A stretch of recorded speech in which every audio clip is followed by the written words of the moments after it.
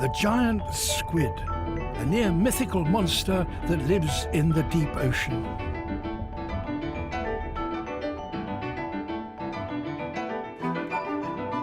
There are other creatures there, so strange and bizarre they could come from a nightmare.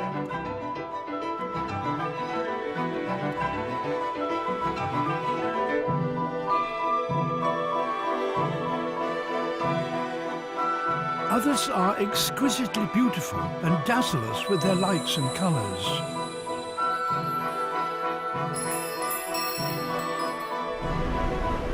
Almost all live at depths of around 1,000 meters that we've only just begun to explore. Now, however, we are developing technology that can take us to places where the ocean is 10 times deeper.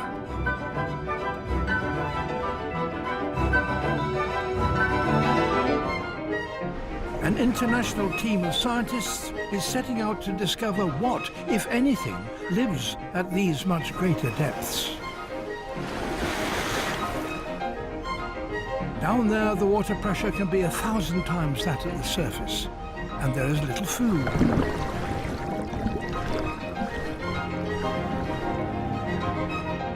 Until recently, many scientists assumed that such waters must be barren. How could any creature survive in such conditions?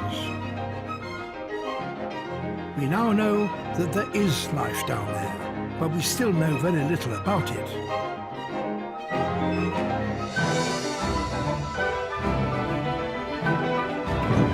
This is an expedition to explore the Earth's deepest frontier.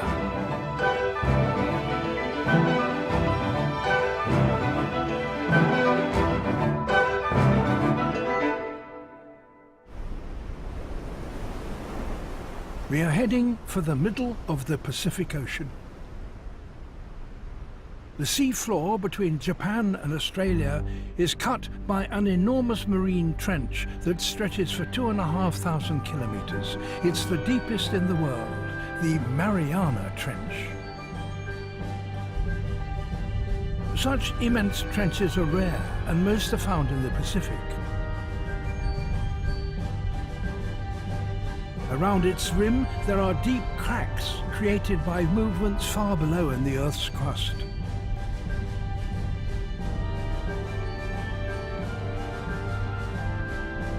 At many points along them, that has created a series of underwater trenches.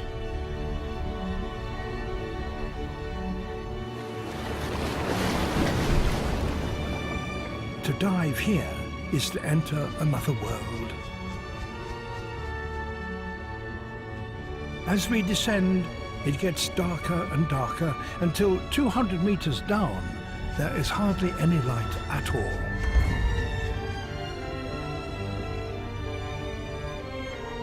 Many of the creatures living here have huge eyes that enable them to gather what little light there is.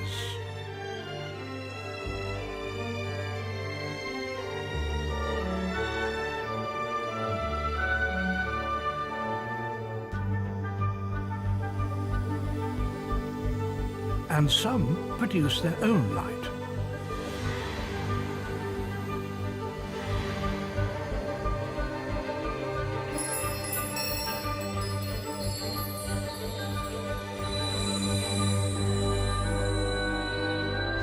Below 1,000 meters, there is no sunlight whatever.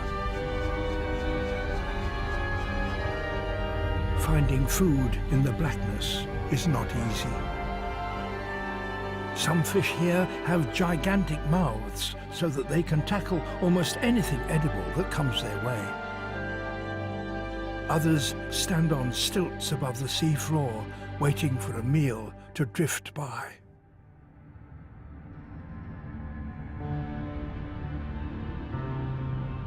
The pressure in these black depths is immense.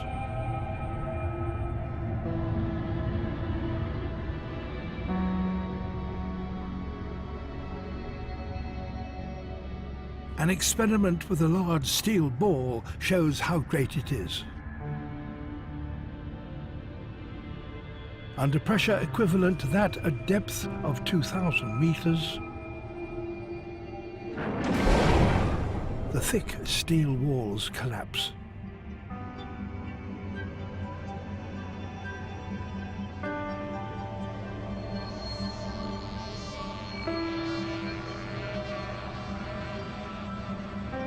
How can animals living in such conditions survive? The bodies of most marine creatures are largely made up of water, which is uncompressible, so such creatures are not crushed by it.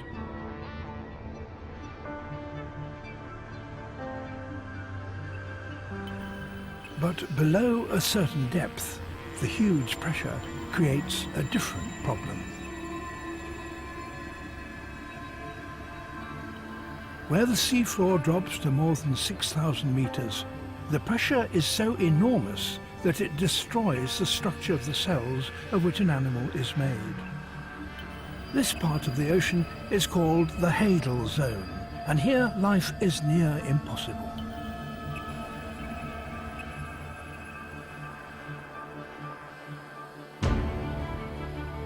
But not totally. There are a few living things here, but they're very few and hard to find.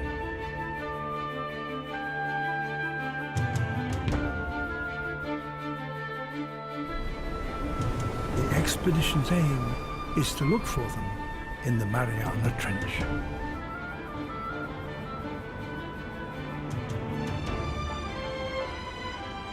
Scientists from one of Japan's leading deep-sea research institutes are leading the project. The first stage will be to send down a platform and establish it on the seafloor. They call it a lander. It carries a high-resolution camera specially modified to work at these extreme depths. Pieces of raw fish are attached to one of the lander's arms to attract any deep-sea creatures that might be down here. I'm not sure what kind of marine life we'll be able to capture on camera, but fingers crossed. The lander is ready to go.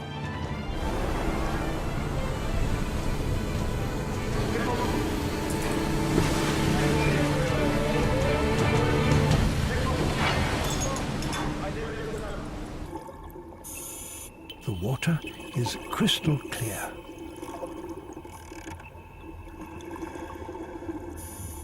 Slowly, the lander descends.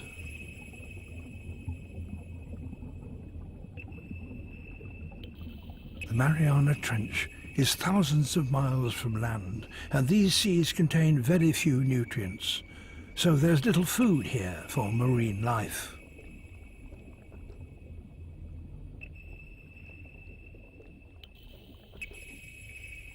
Nearly 3.5 hours have passed, and at last the lander is nearing the bottom. It's over 8 kilometers deep. Here, the water pressure is 800 times that at the surface. What kind of creature could survive here?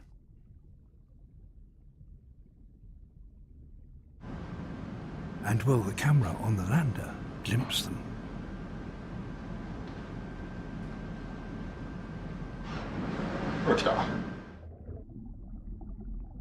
They recognize them. They're amphipods, shrimp-like creatures about 3 centimeters long. Until now, they have only ever been found in the Hadal Zone.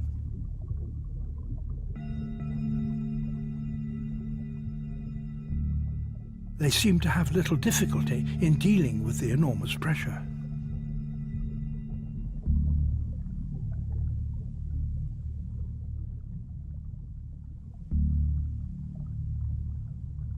The lander's camera is programmed to be turned on for an hour every 3 hours. Now the team will have to wait until it switches on again. Wow, look at that! There's been an extraordinary change. The bait is covered in amphipods.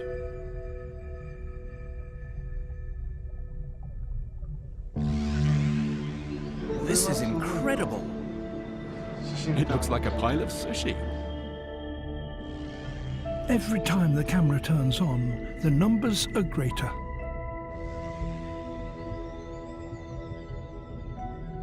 The amphipods has stripped the fish bait down to the bones, but the amphipods themselves might now attract other hungry, bigger creatures. The scientists watch intently.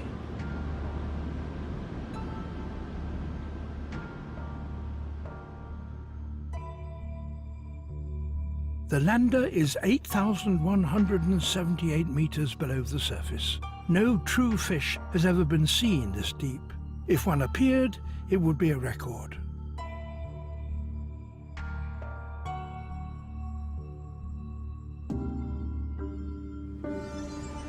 The lander has been sitting on the seafloor now for 18 hours. The team are beginning to lose hope of seeing anything new. Hey, what do we have here?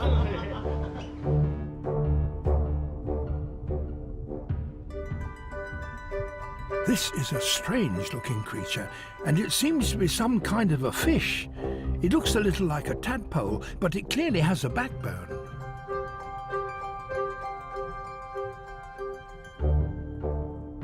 It's about 20 centimeters long and must be a fish of some kind.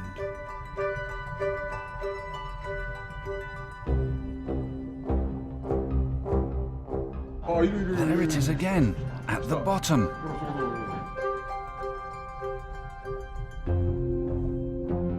The researchers think it may be the same species as one discovered in another part of the Mariana Trench by another team 3 years ago. It's known simply as the Mariana snailfish.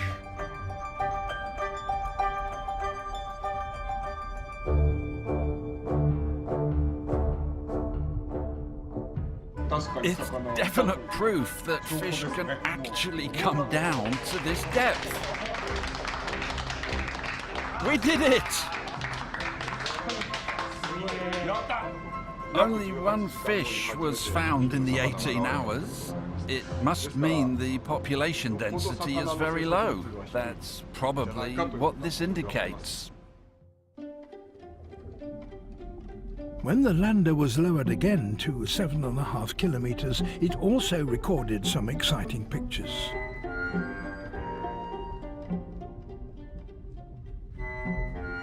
A huge white amphipod, a giant, more than 10 times the size of the first they saw. It's called the supergiant amphipod.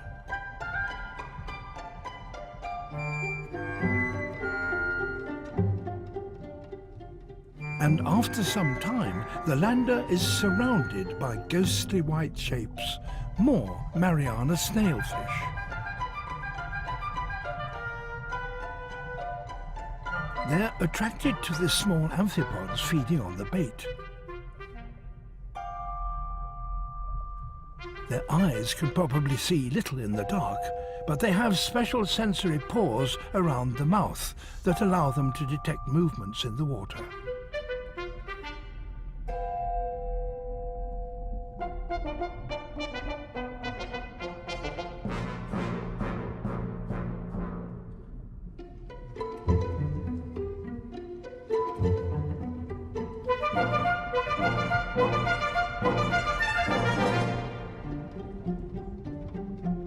The snailfish appears almost waif-like, and yet it must be tough to withstand conditions here. No other fish is known to live as deep as this.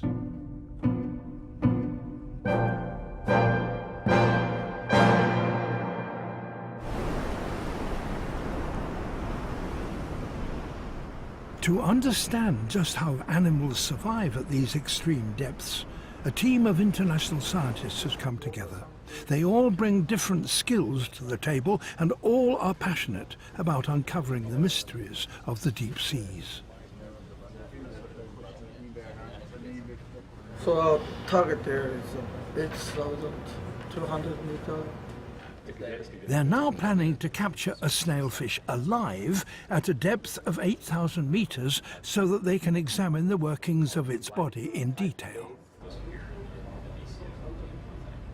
Dr. Jeff Drazen is from the United States. He's been working on the ecology of the deep sea for many years. If you go to the top of Mount Everest and look around and say that there is snow and ice and that is Mount Everest, you miss most of that mountain, and it is the same thing with the trench. So it's very important now for modern HDTV investigations to sample the entire trench, various depths and various different kinds of habitats within this place.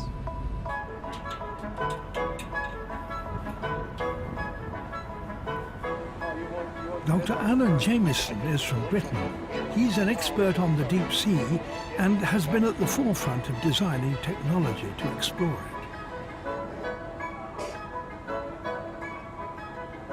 Okay, so we've got two systems that are going to be deployed today looking for the snailfish. The first one is a baited camera.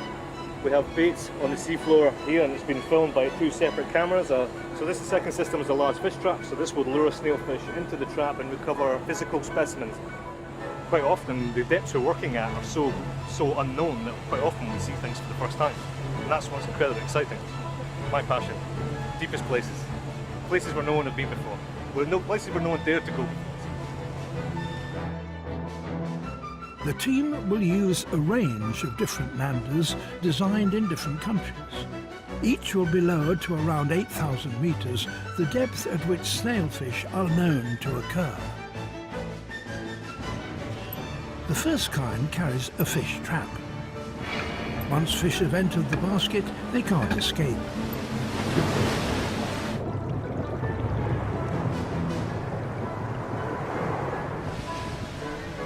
Next in line is the Edoko 1, also designed to catch animals alive and built by a group of small firms in Tokyo.